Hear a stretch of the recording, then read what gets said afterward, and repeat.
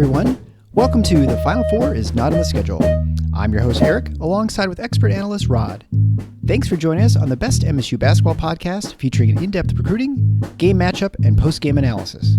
We dive deep to give you the best tools to enjoy the Spartans and impress your friends and family. Hey everybody, it's Eric alongside Rod here, continue with our Big Ten previews. Today's team is Rod's number 3 team, the Ohio State Buckeyes.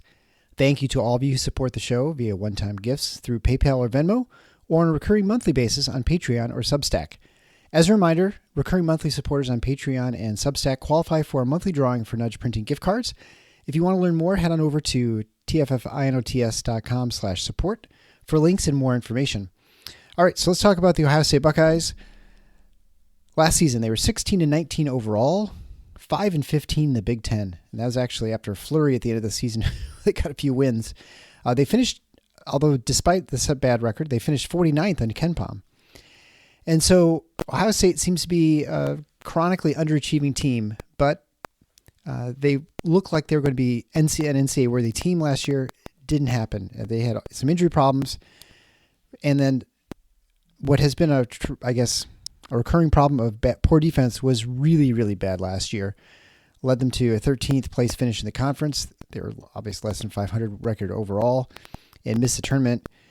But, they had a lot of talent, which was surprising because they had Bryce Hensbaugh, who ended up being a draft pick in the first round.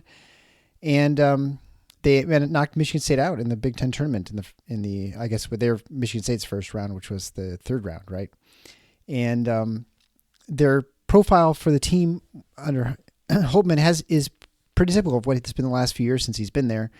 19th in offensive efficiency, but 106th on defense. So the offense was really good three-point shooting, 36.8%, which is good for 38th in the country. And they had a solid turnover percentage of only 50th. And offensive rebounding, they were 88th, which is okay. On defense, that's where the problem was. They were number 140th against twos, and defensive rebounding, they're 184th. And so, obviously, those things have to be fixed. When you look at, you could say some of that was due to injuries, and maybe, I don't know. I guess on some level, I think that this is sort of who Ohio State is, but then the injuries just exacerbated the sort of their weaknesses, like with rebounding, for instance, when they lost Key. I think that's true. They were in trouble before Zed Key got hurt, but when he got hurt, that made it worse. When he did try to play, he was often ineffective. There were several games. It was really, we can talk about it later when we get to him, but it was really hard to watch. He had a bum shoulder. He was trying to fight through it, and you'd see him start to play a game, and he'd last a few minutes, and then something would happen on a rebound attempt, or maybe he'd get fouled trying to take a shot around the rim, and you'd see the shoulder just go out on him again. It was awful, and it was a merciful move to shut him down when they did. But yes. I think that's true. I think that they were in trouble anyway, and then the injuries exacerbated things. So Ohio State under Chris Holtman, if you remember, the first year he had the job, he was working with guys that were left over from the previous regime, the Thad Matta regime, and the end of the Thad Matta era did not go well for Ohio State. Right. Wasn't god awful, but it wasn't anywhere near. Let's remember, for close to a 10-year period, Ohio State was really, I think, along with Wisconsin, one of only two schools that Michigan State was looking squarely in the eye at in the conference. Most of the time, Ohio State was very, very competitive. They won some Big Ten championships. They reached some Final Fours, all of that. And then it ended badly. But no one ever questioned that Matta had still been able to bring in some talent. It was just he wasn't able to develop that talent the way he had been previously. And so that's why he was gone. Yeah. In terms of the results, there were health reasons, et cetera, that led to that. But Holtman came in, and that first year, if you remember, Bates Diop and Tate, both of whom were Matta recruits, had great years. Yeah. And Ohio State was a pleasant surprise. Not a lot had been expected of them, and they were very, very good that first year. Since then, it's been rough. And last year, it finally culminated in them not getting to the tournament, which, that's a big deal. Even at a place like Ohio State, that basketball was kind of a pleasant diversion. That still matters. They still expect to be a regular NCAA tournament participant, and they should. So I think that was eye-opening. I've been mentioning basically about 3 years running that I felt like at a serious basketball school, Chris Holtman would be feeling at least a little heat. So I was ahead of the curve on the Chris Holtman watch. And then last year, it finally happened where everybody woke up and said, wait a minute, this isn't going the way we thought it was or would, because Chris Holtman had come in from Butler. He'd had a very, very good rep. He had that good first year at Ohio State. And I think people then sort of went to sleep and weren't paying attention to the fact that even though they were just eking into the tournament, those were, you said it, they were perennially disappointing. And a big part of it has been the defense. He has been unable to get Ohio State for 3 years running to play even halfway decent defense. I'm not talking even about good. They've been awful. And thank God they've been so good offensively, because if they hadn't been, we'd be talking about even worse results. But, last year, his luck ran out.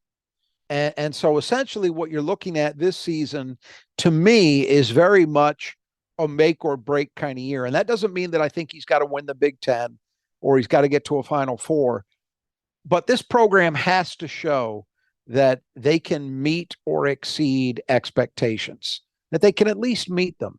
And frankly, from where I'm sitting, and I'm not sure yet if I'm really an outlier in this or not, I look at this Ohio State team as a group with a lot of potential.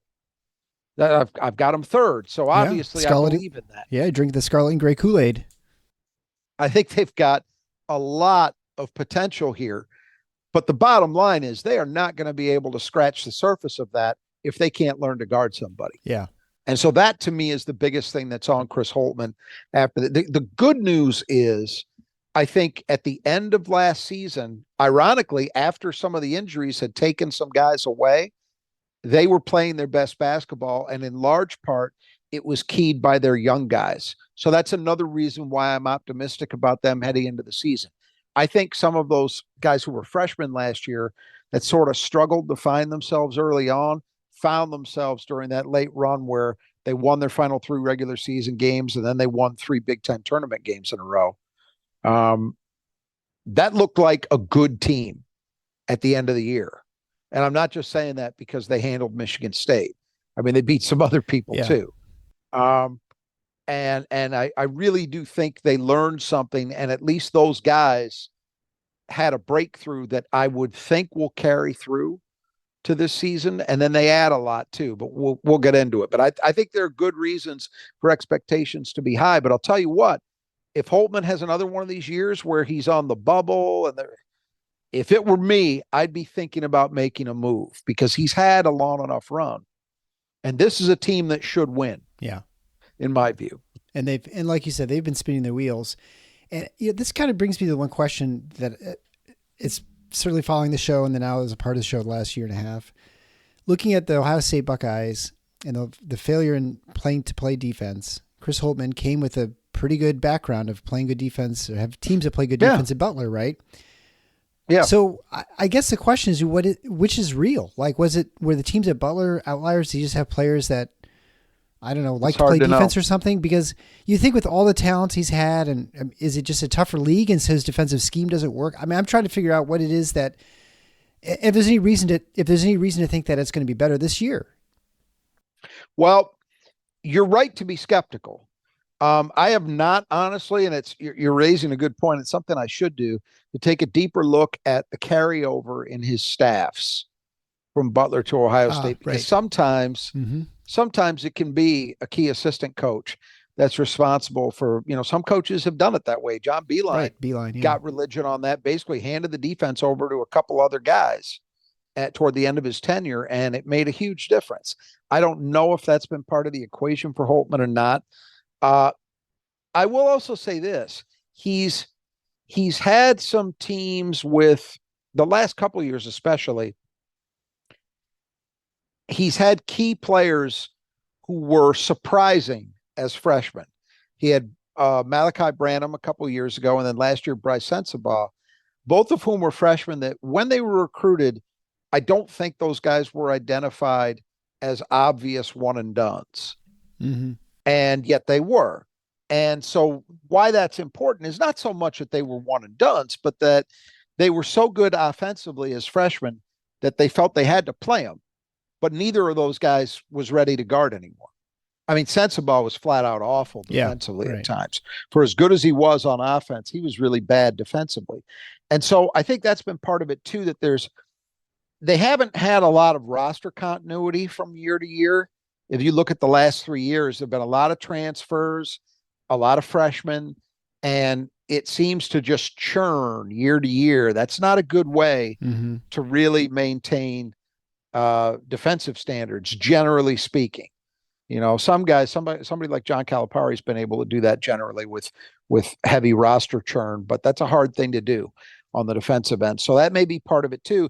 But it's also a reason, I will say, it's a reason to be skeptical coming into this season, because although they return some guys, there are going to be some new faces in that lineup again. Yeah. So you just don't know.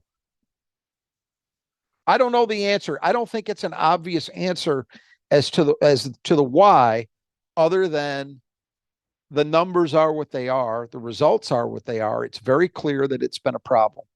And so if Ohio State is going to be more than a marginal NCAA tournament team that lands, somewhere between a 7 and a 10 seed, maybe wins a game, maybe loses a first round game, but they're done before the end of the first weekend. Yeah. If they're going to be more than that, it's got to happen on the defensive end.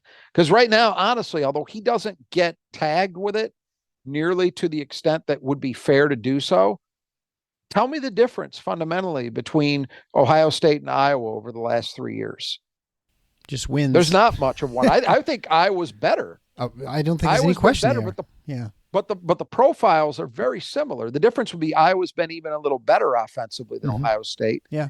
And the defenses have been bad on both ends. So, there's that, but you don't hear people talk about Holtman in the same way. I mean, everybody knows, even semi-casual fans, I think, know that Iowa just doesn't guard anybody, that they're going to try to win every game in a shootout.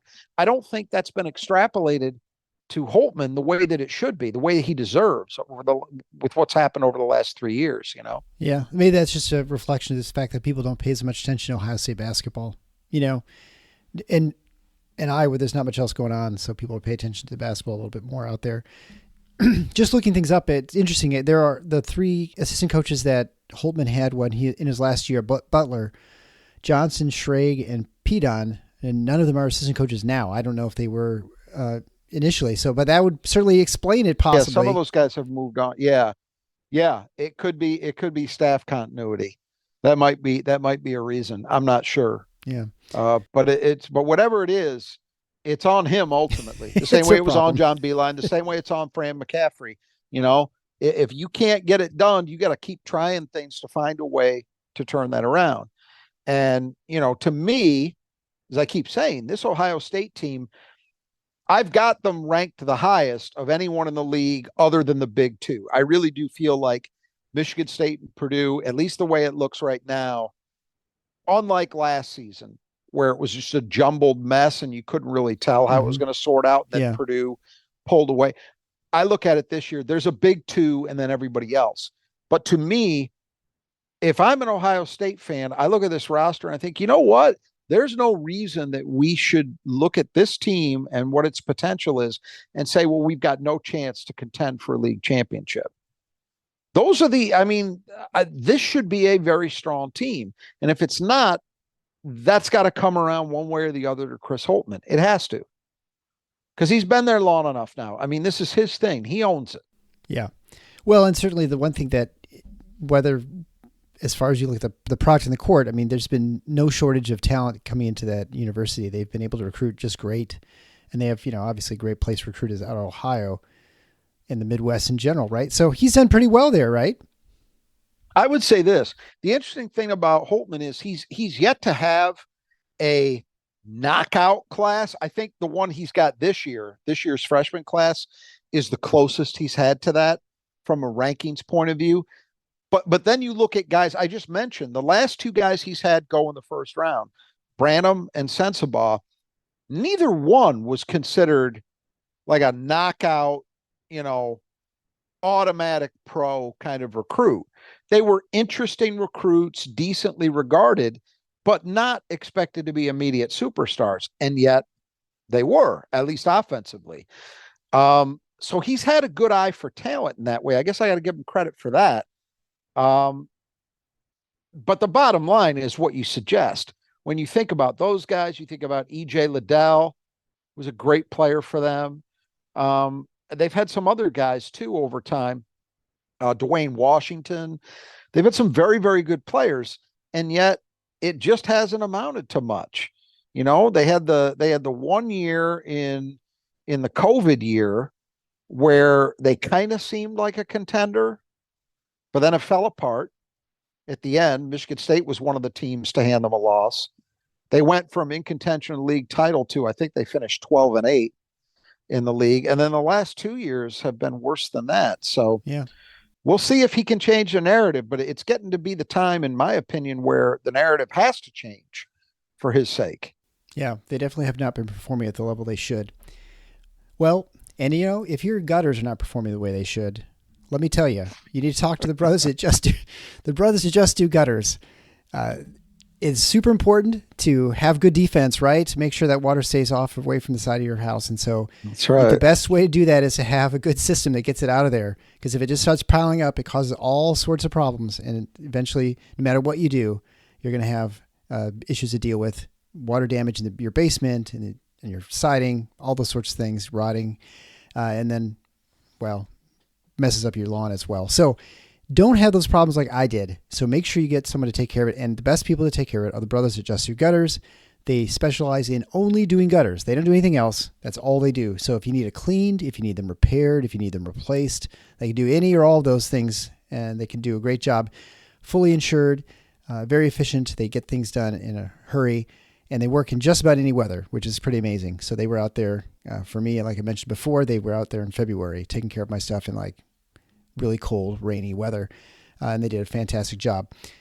Listeners of the show get 10% off if they mention Final Four when they talk to either Kurt on the west side of the state, Grand Rapids, out to Saugatuck, Holland area, or Greg and his team in the Metro Detroit area. So pretty much anywhere you are in Michigan, the southern part, you're covered. So get a hold of them. You can find contact information underneath your podcast player or on the website at thefinalfoursontheschedule.com. All right, so let's talk about the departing players for the Buckeyes this year. First, we'll begin with Bryce Sensabaugh. So Bryce Sensabaugh was not was, as you mentioned before a couple times, he was not the most highly rated recruit coming out. Certainly well regarded, but he really exceeded what everyone expected, especially when it came to the offensive end. Averaging 16.3 points a game on 48, 41, and 83 shooting, also pulling down 5.4 rebounds a game. Ended up going in the first round of the draft, but also what you were saying earlier, despite his offensive acumen, he really, really lacked on the defensive end. And when he was shut down at the very end of the season, he was out at the Big Ten tournament, it's arguable, and maybe it's not even arguable, that the Ohio State Buckeyes were better with him not playing than they were with him playing. And so despite him being so good, they were in some ways a better team when he was off the floor.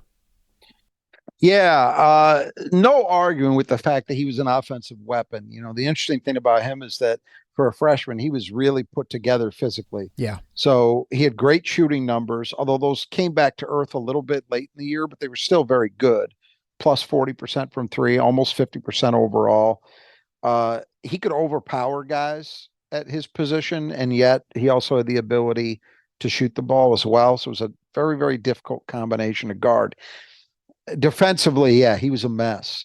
And I think, again, Ohio State was better without him in the lineup late in the year. I think in part because they had guys who were actually at least trying to guard someone late in the season. And I don't, you know, it's a hard thing. Would you have rather had him return? Sure.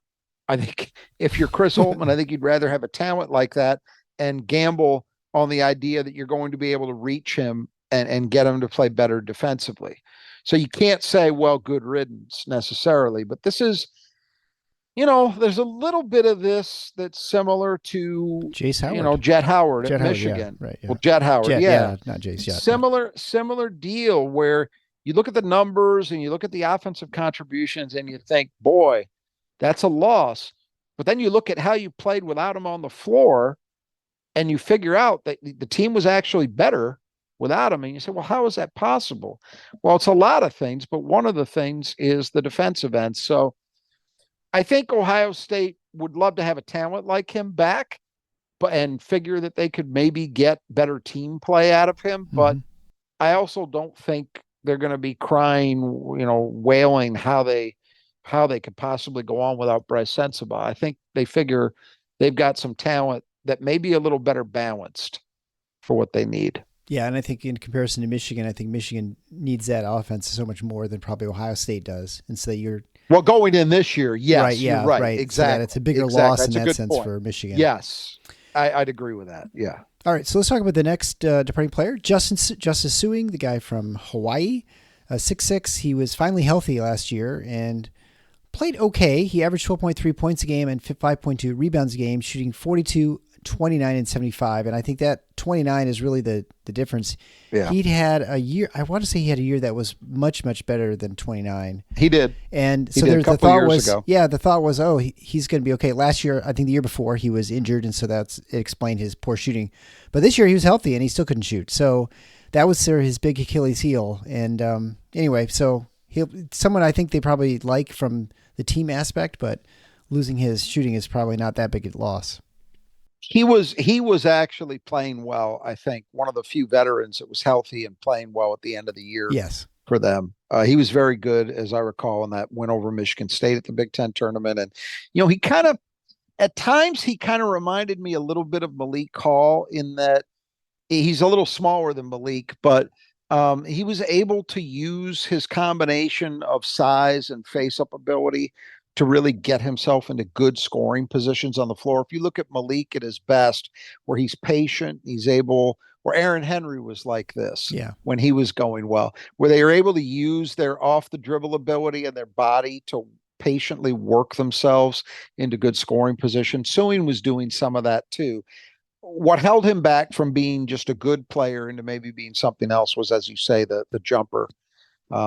So, he's a good veteran presence to have. He was a productive player, but again, I don't think they necessarily look at him and think, well, we can't replace that. Right. Next would be 6'3" grad transfer from Oklahoma State, Isaac Likely, who averaged 3.8 points a game and 4 rebounds a game, shooting 39, 27, and 47.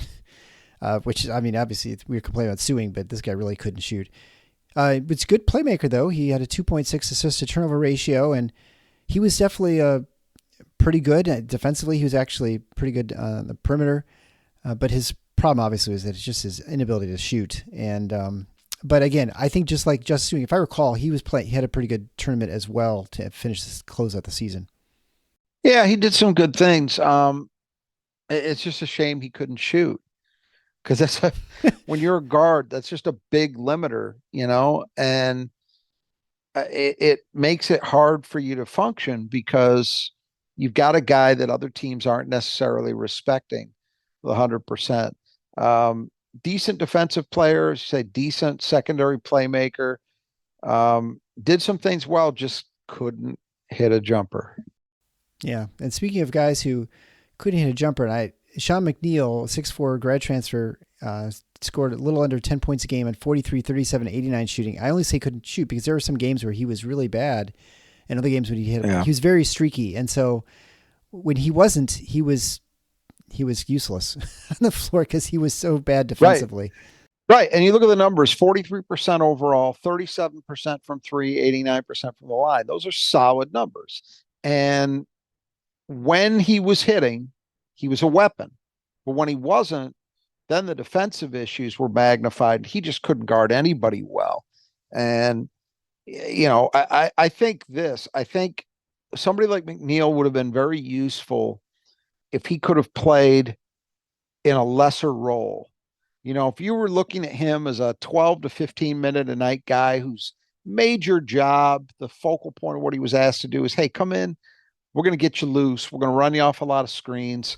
We're going Yep. to get you loose for some threes. Okay. But the more minutes you play a guy like that, generally speaking, um, the more readily opponents are going to identify you and exploit you on the defensive end. And it becomes subject to the law of diminishing returns. And I think that was the case with McNeil. Like he was a good shooter at times, and he contributed on that end, but he didn't do anything else. And so even on nights when he was doing that, sometimes it wasn't enough to offset what was happening at the other end. Yeah, right. Next would be Eugene Brown, 6'6" junior. Didn't really play a whole lot. Ended up kind of playing small five. He played 22 games and he transferred to Georgia State, which I think probably tells the whole story right there. Yeah, Eugene Brown was a guy who just always seemed to maybe be on the cusp of getting into the regular rotation over 3 years, and he just never quite made the jump. And it was weird when we talked about Zed Key getting hurt. When that happened, Ohio State was caught so short, pun intended, on the interior that they had to play Brown as a small ball five for some minutes. And that was really weird because Eugene Brown is a guard. I mean, he's not a 6'6" undersized power forward. He's a guard. And they had him out there playing some five. But yeah, going to Georgia State, I think, suggests he's maybe trying to find his level, and that level was not Ohio State. And finally, for departing players, Tanner Holden, 6'5" wing, came over from Wright State and ended up only playing 8 games, averaged 3.6 points a game on 48, 50, and 86, but very limited volume, and is heading back to Wright State to finish his career. I did not understand this one. I really didn't. Other than, yeah, he struggled defensively, but that was true of a lot of guys, as we said. Yeah. I mean, 8 games, he sat out entirely. Yeah, weird. So 8 did not play coach's decision. He wasn't hurt.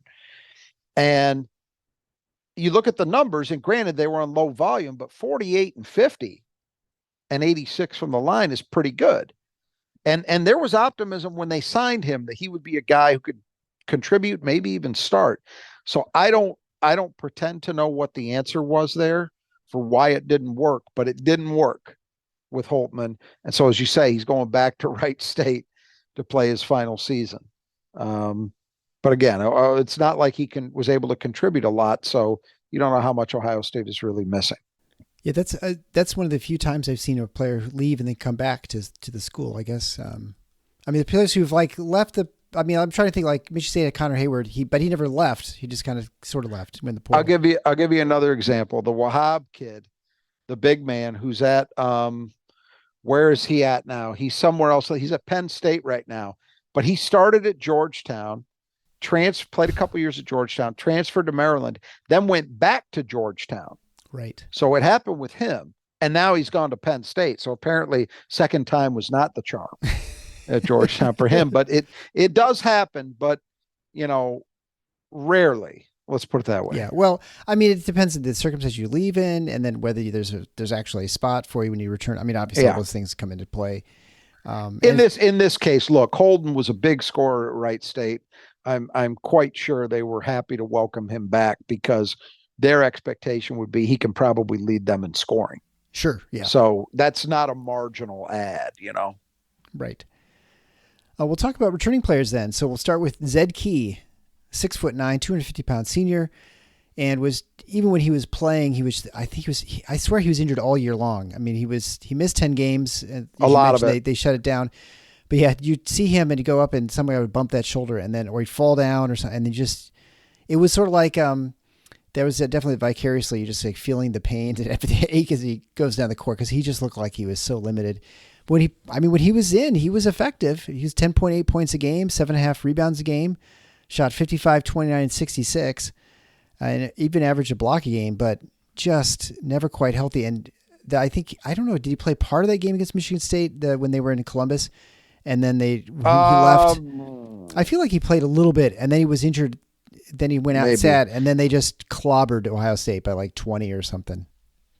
Could be. There were so many games. I saw several of them that I watched last year. I can't remember specifically the game against MSU, but there were so many games where you'd watch Key play for a few minutes, and then something would happen physically. Yes. Um, and then, that was it. Yeah. You could see it, and then you could see him like continue on, but you're like, he is not the same player at that point. But here's the deal. Even despite that, when he played, he was effective offensively. Yeah. 11 points a game, 7.5 rebounds, 55% from the floor, 66 at the line, which is okay for a big man, 29% from three, but that's a marginal deal for him anyway. He's not going to take many threes. The downsides for him are, like a lot of guys with his build, he struggles to defend away from the rim. Inside, it's kind of like Nick Ward. Inside, he's pretty good. He averaged a block a game. He's got long arms, so he's okay if you're talking about him defending somebody one-on-one in the post. But away from the rim in pick and roll, that's where he struggles. Yeah. I think there's two things here. The first big key is obviously he's got to stay healthy. The second thing is it's going to be interesting to me to see the balance of minutes, because Ohio State has another option we'll talk about in a minute, who looks better on the defensive end. Zed Key can play offensively. There's never, from the moment he stepped on the court at Columbus, there's never been a doubt about that. He's got good low post skills. He's got a body that enables him to create space. And he's a solid rebounder. So all of those things check out as positives, but I do wonder what the balance of those minutes at the 5 is going to look like, because there's an argument that less of Zed Key might be better for them. We'll just have to see. Next player, Bruce Thornton, 6'3" sophomore point guard, had a good freshman year. And then at the end of the season, especially during the Big Ten tournament, he really came on and he was very impressive. He averaged 10.6 points a game on 46, 38, and 73 shooting. Led the team in assists with a 2-to-1 assist to turnover ratio. Strong, athletic. Great things to say about him. He looks like he's the makings of a really good point guard and a great foundation for the team going forward. Yeah, I am very, very high on Thornton.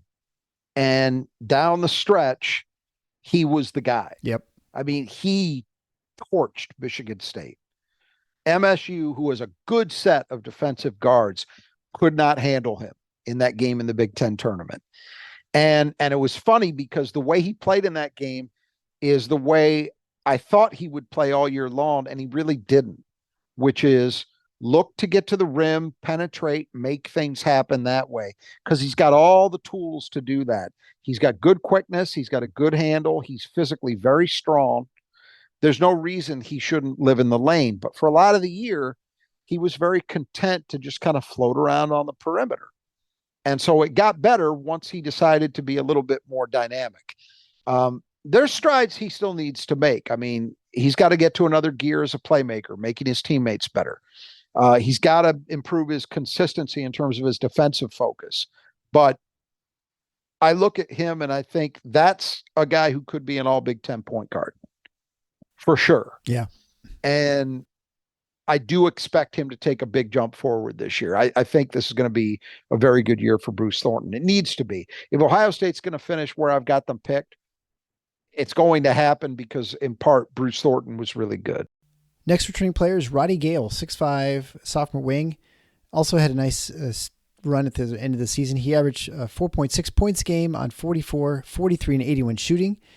And again, he's the other part of this sophomore class that you think is going to really, well, I said he's the second of the 3 parts of the sophomore class that are going to propel Ohio State to the top, in your opinion. Yeah, I think 2 things have to happen with him. Again, another guy, defensive improvements got to happen, but the physical tools are there. And he needs to rebound better. When you only get 1.6 boards a game from the wing, that's probably not enough. And this was a team that really struggled to rebound defensively, which is a bad thing when you also can't get opponents to miss shots at a high rate. When they're hitting at a high percentage and then they're able to successfully rebound a lot of their misses, that's not a good combination. But the other areas, Roddy Gale showed tons of potential. He reminds me a little bit when I looked at him. He reminded me of a guy like Mo Ager for some reason, where you could see maybe not that plus athlete, but a really good athlete. It has an ability to shoot the ball, good size on the wing. not a point guard, but a decent handle. I see some of those elements. So I expect Roddy Gale to be another guy that I'd be surprised if he doesn't take a step forward as a sophomore, and in my opinion, likely as a starter. And so the last part of that sophomore class, 6'10" Felix Okpara, he also came on late and averaged 4 points a game and 3.6 rebounds a game in about 16 minutes, blocked 1.3 shots a game in just those few minutes that he played, and was almost 60% from the floor and 62% from the line. So he's the one obviously you're thinking of when you think of what sort of minute distribution you're going to have at the five between he and Zed Key. Yeah, and I don't think they can play together. I mean, they're both fives. No. Yeah. So it's one or the other. Okpara, I think, is really interesting because the defensive potential is obvious. He's got shot blocking ability, and yet I think he's also got enough in the way of athleticism and lateral movement that he's at least got more potential to be effective in pick and roll defense as well. But I thought he showed in that late run, he showed more offense than I'd been expecting. The book on him was that, well, the offense is a little bit raw. It might take a while, but he looked pretty decent. So that's something to watch with Ohio State. And I think if he doesn't have to be as good as Key is offensively, but if he's at least solid there, then in my opinion, there's no reason to not play him more, because he's going to give you more defensively. I have no doubt about that. And so it's going to be very interesting to watch the minute balance between these two guys, because I think there's an argument that potentially you might be better playing Okpara more minutes. And that's a tough thing. Michigan State fans can remember this. If you remember the 2019 season, the Xavier Tillman, Nick Ward thing, and that got sorted out in the end because Nick Ward got hurt. Right. But once he came back, it's not like it went back to the way it was. It was Xavier Tillman playing the majority of those minutes, and Nick Ward was playing, but he wasn't playing 25 a night the way he had been. Mm-hmm. Michigan State had found there was a formula with Xavier Tillman on the floor, even though he wasn't the low post player that Nick was. There was a formula that equated to them being better overall. And I'm not saying it's going to be the same exact situation here, but I can see the potential for that. Yeah, and with Zed's history, I guess you'd expect that this may be more outside of Holtman's control than inside his control. If the injuries bug sort of what could be moves things along. He could get hurt again too. But so the next returning player is Bowen Hardman, 6'3" redshirt freshman from Cincinnati, but he only scored 12 points last year, so it's kind of hard to imagine he's going to do a whole lot this season.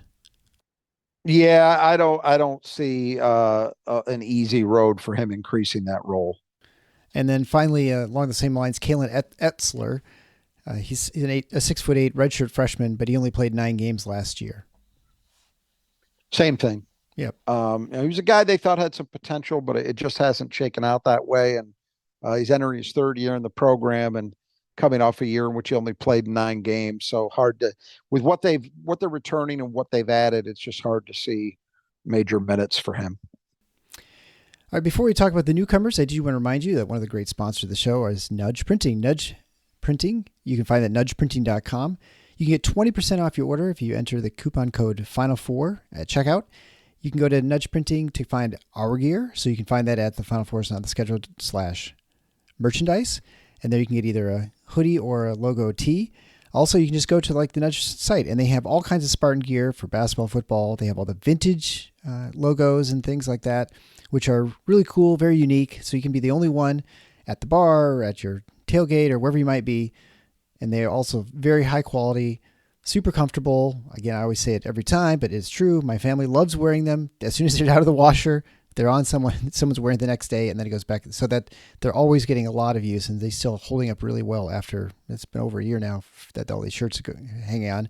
And you probably can shoot free throws better if you wear their gear. That's what I found. So that, it's one of my free throw competition wearing all Nudge gear. So check it out at nudgeprinting.com. Again, 20% off your order by entering Final Four. That's one word in the coupon code at checkout. All right, so talked about the newcomers. Well, the most important newcomer, the biggest one, we mentioned him briefly. If for those of you who've been hanging on and were listening to the first preview with Minnesota, it's 6'7", 220-pound grad transfer, Jamison Battle, who has been around, we'll say. So he's obviously a big addition. He was injured last year. He struggled a little bit. He's actually been injured a number of times, but last year he averaged 12.4 points a game on 37, 31, and 78 shooting, 3.8 rebounds a game, and the guy is really good. If he's going to be replacing Suing in the 4 slot, he's going to be a big upgrade, assuming he's everything he was in the previous seasons, which there's no reason to think he wouldn't be. Well, I'm not quite there. And the reason that I'm not quite there is last season happened. Right. And he was hurt and he was inconsistent when he played. The Jamison Battle of 2 years ago at Minnesota, no question. I think I would take the chance that you're going to get something closer to that than you are to what he was last season in Minnesota. And it's not like he was a total failure at Minnesota. It's just, You look at those numbers, 12 and a half points, 31% from 3, only 3.8 rebounds per game, but was vastly better the year prior. And I think there's a chance that they get an upgrade here. If he's able to shoot the way he did at Minnesota 2 years ago, that's a big upgrade from what they had with Suing, because he was 37% from 3 and on decently high volume. Yeah. 2 years ago for the Gophers. So I think you also have to factor in that he's going to be surrounded by a lot more talent at Ohio State. Exactly. And sometimes that's not as easy as you think, but there's at least a potential way that this goes that he benefits from that, because defenses aren't going to be able to load up on him. And that should mean he gets better shot opportunities. I like him a lot. And I think if he's close to the guy he was 2 years ago, then Ohio State's got a dynamite player at the 4. And I think that's what he's going to be. I think he's going to be a 4-man for Ohio State, slot right into that spot that Suing was in. And, to me, he's the one guy who represents the biggest potential upgrade. Other than obviously you have these returnees we've talked about, who I think there's reason to believe should be better versions of themselves this year than last. But Battle is a very clear potential upgrade if he's at or near his best. So next newcomer is Dale Bonner, 6'2", grad transfer from Baylor. He averaged 4.7 points a game on 44, 37, and 75 shooting, also a 2-to-1 assist to turnover ratio. And so he'll be expected, I suppose, to be the backup for Thornton. Yeah, and I think he'll also play off the ball too. Not a superstar, but there's a lot to like here. One, he comes from a winning program, and he comes from a place in Baylor that expects you to play both ways. So that's a potential positive for Ohio State. Oh, here's a guy who's used to guarding people. That's helpful. He's a good enough ball handler that, as you stated, I think he will play a role backing up Thornton. I think they want to play Thornton a lot of minutes, ideally. But, if Bonner can take 8 minutes or so, something like that, that would be helpful on the ball. The thing I like about him is that there's the potential for real balance here, because, he's known as a guy who can guard people. He can handle the ball, but he also shot 37% from 3 in the Big 12. So he's proven to be an effective shooter. Ohio State's problem last year at the guard spot was the wings, especially, is they were dealing with a lot of either ors. If they had a guy who could shoot the ball, he couldn't guard anyone. If they had a guy who could actually guard, like Likely, he couldn't shoot. So Bonner at least potentially represents an upgrade there in terms of the depth, in that he may be able to be a very balanced player for them. Next player, Evan Mahaffey, 6'6" sophomore transfer from Penn State.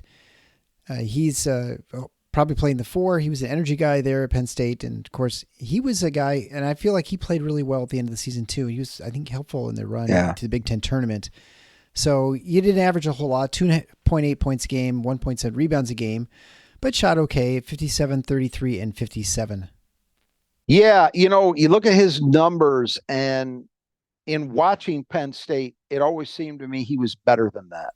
And Yeah. I think what that says is that he was a guy who was really providing something tangible.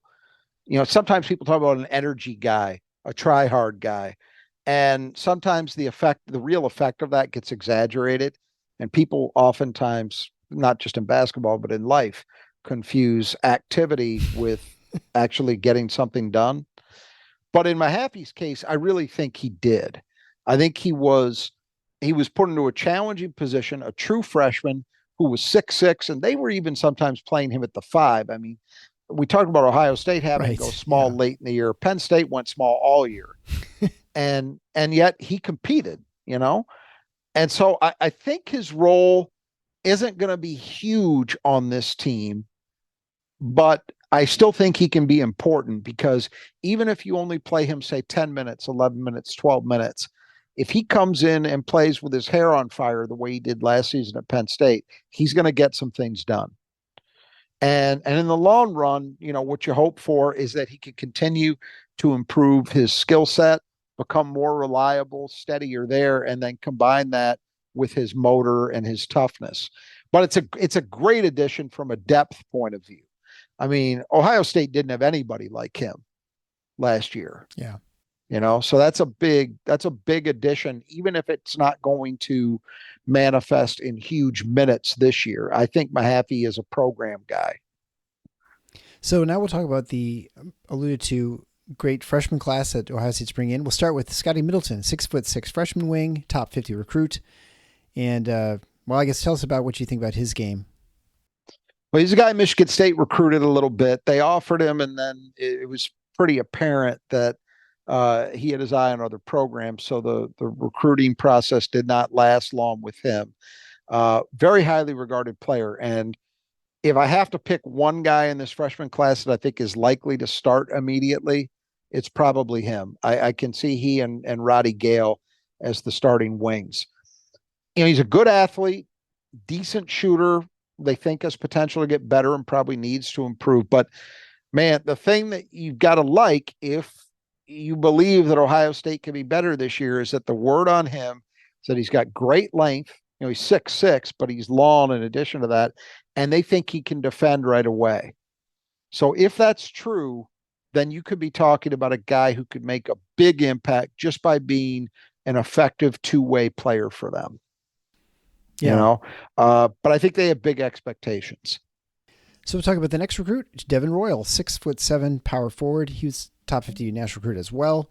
I know Michigan State was looking at him for quite a while. And, I guess he's obviously going to be playing more at the 4. Well, yeah, Michigan State was very serious about Devin Royal. And in the end, I think you can get caught. Runners up doesn't mean very much, but that was the sense. There was, is that it was either going to be Ohio State or Michigan State. And Ohio State won out. He's a Columbus area kid. So not a total shocker, but MSU has gotten guys out of that area before. So very much worth taking a crack. The interesting thing to me is going to be, and part of the reason that, unlike in some other past recruitments where Michigan State has been close but no cigar, and you have some fans that just can't let go of it, I have a feeling that there isn't going to be much of that because the guy MSU turned to immediately when they lost out on Devin Royal was Cohen Carr. And they're very different players, very different. But I think Michigan State, most Michigan State fans at least, would look at it right now and say, hey, the upside with Cohen Carr is so unreal that we're glad to have that. And I think Ohio State's very happy too. Royal is a really good player, and he's a guy that I think is a safe bet to be at least an effective, a solid Big Ten player, and maybe more than that in time. He's 6'7", but as you mentioned, he's primarily, I think, going to be a 4. He's able to play a little bit bigger than that listed size. He's really good around the rim. His perimeter game is also developing. I think defensively, if he's trying to guard really, really quick players, that might be where he would have trouble, but that's mostly going to be if he has to play on the wing. I think if he's playing fours primarily, it's going to be okay. The way I would look at it is he's likely going to be Battle's caddy this year. So kind of like the way that Michigan State is looking at right now, guys like Xavier Booker and Cohen Carr, where they're not expecting them or needing them to come in and play 20 some minutes a night, but they can be a solid part of the rotation and grow that way. I think Devin Royal's role ideally is going to be similar to that with Ohio State. Over the long run, I'm not going to be surprised if Devin Royal turns out to be a really good Big Ten player. But he was a different kind of profile. He was more, and this doesn't mean that he's necessarily going to be this good, or maybe he'll even be better. Who knows? But I thought of him very much as a guy like a Raymar Morgan, let's say, that kind of, or Malik Hall, that kind of player. Whereas Cohen Carr is that lightning in a bottle guy who maybe can go, because of his athleticism, has the potential to go even beyond that. Yeah. But you don't know. MSU had a guy like that in BJ Dawson, who was really good for 4 years, but I don't think BJ ever found that next level. So you don't know. Yeah. But I think Royal's going to be good for them, bright future, and I think he'll help them immediately. So the third player is Tayson Chapman, 6'4" guard. Again, another top 50 recruit, combo guard who can play on and off the ball. Yeah, I think most of the time is going to be off the ball, and probably as a reserve. I would expect that, he and Bonner are going to be the primary backcourt reserves for Ohio State, and I would expect that Thornton, Gale, and Middleton are going to be your three starters on the perimeter. But there's still obviously an opportunity for real minutes for Chapman, and I would expect that he's going to earn those minutes. The word on him is that he's a very good shooter, but he needs to make improvements on the defensive end. So he picked the right team. The Chris Holtman profile. But if he's as good as advertised, boy, that really lengthens the Ohio State rotation, because now with he and Bonner, you've got two guys off the bench who can help. And a 5-man perimeter rotation, barring major injuries, should be good enough. Mm-hmm. Yeah. And if those guys, if Middleton is as good defensively as they say, and Gale and Thornton make some improvements as sophomores, I think Bonner's going to be solid. You can afford one guy like Chapman. I mentioned if Sean McNeil had been in a little different role, it might have been a different story. Mm-hmm. If they can play Chapman, say 15, 18 minutes a game, and yeah, he struggles guarding, but he shoots 38% from three. Well, they can probably afford that if the other guys are able to play both ways, And finally, 6'10", 240-pound 5-man Austin Parks. So he's going to back up Akpara and Zed Key. Yeah, they like him. They think he's got good low post skills. They also think he's got the potential and time to be a stretch player and hopefully to get better defensively. But I look at this, and to me, it's pretty clearly a 2-man rotation at the 5. And so I think this is a developmental year for Parks. But he is a guy that they like in terms of his long-term potential, and maybe even as soon as next year, his second year, he would have an opportunity for minutes, because presumably Key is going to be gone. All right, so as a listener, I know you're thinking to yourself, no, wait a minute. Rod has Ohio State number 3. Last year, he had Indiana picked first, but he didn't think they'd win it all. This year, he's got Ohio State number 3 again. I don't know. I think I could do a better job ranking these teams than Rod. So I'm gonna send my thoughts into the team here, and you can win gift prizes if you pick right. So 1 through 14 rank the teams. We'll use a criteria used by the Big Ten tournament seeding, and also as a tiebreaker, how many points Michigan State scores against Michigan. Make sure you include your name, obviously, so we can keep track of things. And it should be pretty easy. You can wait until the first Big Ten game, which is in December. And as long as you have your picks in by then, it's okay. So just send it to Eric, ERIC, at tffinots.com. And, if you think Rod's just drinking too much Scarlet and Gray Kool-Aid again, maybe this is maybe this is the year. I mean, you certainly have given lots of reasons to be optimistic. And I think that's your whole point here, right? That you've got to, on paper, this is a lot of potential, but you have to see it to believe it at this point, especially with Ohio State the last few years, they've just disappointed. But maybe one of these times it's going to work, and maybe this is the year. You do. And I would fault no one for saying, wow, you just got Ohio State way too high. You can't believe in them until they prove it to you. But I look at the teams, we've talked about a lot of teams up to this point. Is there any team in that list who you feel vastly more confident in? I just don't. I mean, you could make an argument maybe for Maryland or for Wisconsin.